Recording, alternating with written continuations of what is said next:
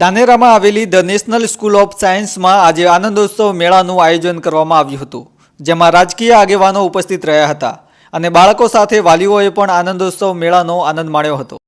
આજ રોજ અમારી નેશનલ સ્કૂલની અંદર આનંદ મેળાનું આયોજન કરવામાં આવ્યું હતું, જેની અંદર મુખ્ય મહેમાન તરીકે પૂર્વ ધારાસભ્ય શ્રી જોઈતાભાઈ પટેલ, માર્કેટના પૂર્વ ચેરમેન ભગવાનભાઈ એ રિબિન કાપી અને આનંદ મેળાને ખુલ્લો મૂકવામાં આવ્યો હતો.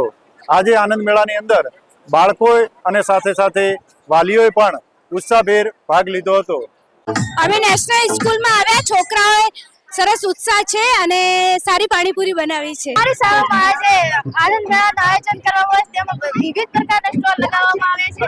તેમાં અમને ગેમો, ઘણી બધી રમતો રમવાની ખૂબ મજા આવે છે.